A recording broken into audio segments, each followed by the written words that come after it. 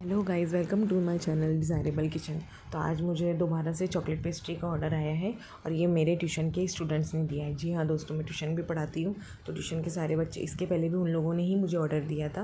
तो आज वो ज़िद करने लगे कि हमें आज चॉकलेट पेस्ट्री चाहिए, मैम आज ही बनाइए, टीचर आज ही बनाइए।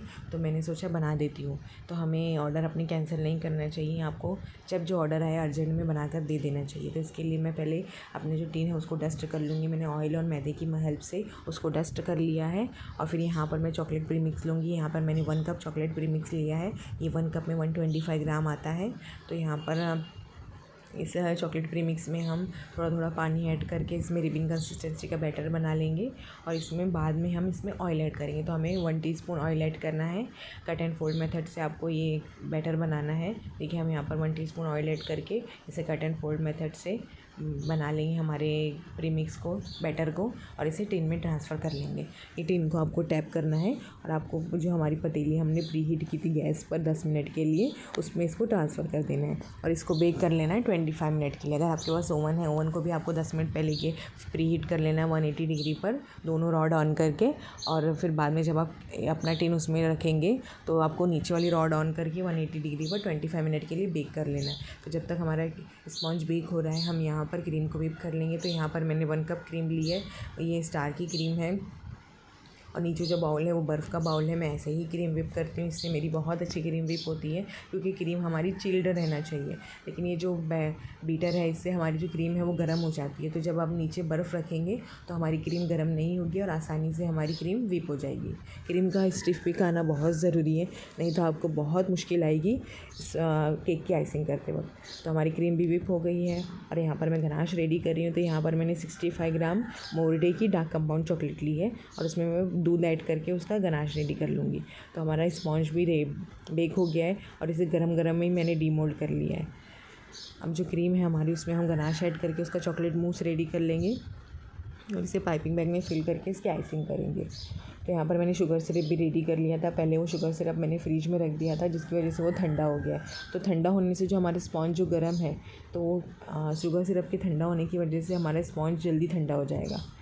तो हमारी जो क्रीम है वो मेल्ट भी नहीं होगी। देखिए, ये गरम गरम है, मैं इसको कट कर रही हूँ, इसके सारे क्रम्स निकल रहे हैं। अगर केक अच्छे से स्पॉन्ज जो हमारा है वो ठंडा होता है तो उसके क्रम्स नहीं निकलते, आसानी से वो कट होता है।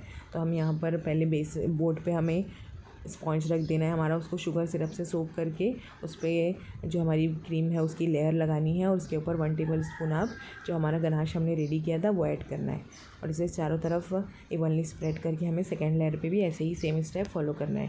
शुगर सिरप से सोक करके आपको क्रीम लगाना है, उसके ऊपर आपको चॉकलेट की लेयर डालनी है और फिर हम इसकी बाद इसकी क्रम कोटिंग करेंगे। साथ ही साथ हम क्रम कोटिंग भी कर सकते हैं आसानी से।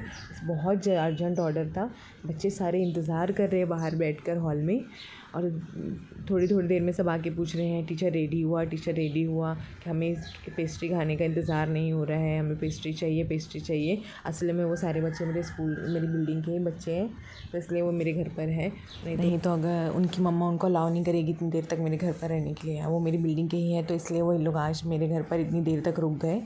तो फटाफट से मेरी क्रम कोटिंग भी हो गई है और इसी बीच मेरा केक का थोड़ा सा सामान ख़त्म हो गया था, तो मैंने इसकी फटाफट से क्रीम कोटिंग की, क्रम कोटिंग की, इसे फ्रिज में रखा और फटाफट से मैं केक का सामान लाने के लिए शॉप पर चली गई। वो शॉप मेरे पास ही में है, तो मैं अपने हस्बैंड के साथ बाइक पे जाकर पूरा सामान लेकर आई और फिर मैंने इसकी फाइनल आइसिंग की।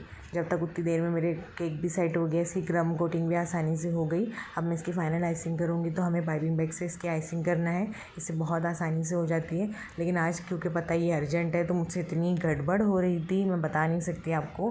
क्रीम भी सही से नहीं आज मेरी आइसिंग हुई, फिनिशिंग नहीं आई सही से, बार बार मुझे स्क्रैपर चलाना पड़ रहा था, कहीं कहीं क्रीम हमारा जो स्पंज है वो दिख रहा था, तो बहुत परेशानी हुई। लेकिन at the end of the day मेरी पेस्ट्री रेडी हो गई। देखिए, यहाँ से मैंने नहीं लगाया, अभी यहाँ पर दोबारा मैं लगा रही हूँ, अभी फटाफट से कर रही हूँ। ये कैसा इस पर गनाश स्प्रेड होने वाला है, तो इतना कोई दिक्कत की बात नहीं है।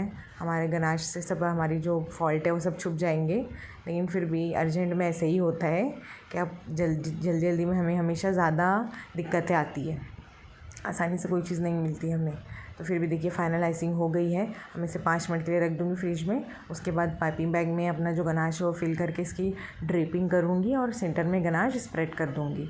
फिर अभी ये भी रेडी हो गया। बच्चों को मैंने बता दिया कि अब मेरा केक रेडी हो गया, इसे 5 मिनट के लिए फ्रिज में रखने दो, फिर तुम सबको कट करके दे दूँगी। और मैंने इसमें चेरी भी मेरे पास ख़त्म हो गई थी, तो मैं चेरी भी लाना भूल गई। तो अब मैंने सोचा कि अब इस पर क्या डाल के दूँगी। क्रीम भी ख़त्म हो गई थी, सब ख़त्म हो गया था, थोड़ा बहुत ही सामान बचा था। तो ये मैंने फ्रिज में सेट करने के बाद इसे कट कर लिया है। तो हमारी एक केक से हमारी 8 पेस्ट्री कट होती है और सारे बच्चे मेरे आसपास ही खड़े थे, उनके सामने ही मैं ये सब पेस्ट्री रेडी कर रही थी।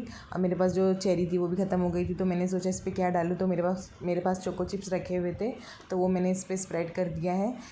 अब तो आपको कैसी लगी मुझे बताइए। अर्जेंट में बनी हुई ये पेस्ट्रीज़ बच्चों को तो बहुत पसंद आई, बच्चे बहुत तारीफ़ करके गए और बोले नेक्स्ट टाइम और ऑर्डर देंगे। और अगर आपको अच्छी लगी हो तो मुझे लाइक शेयर एंड सब्सक्राइब कीजिए। Thank you for watching.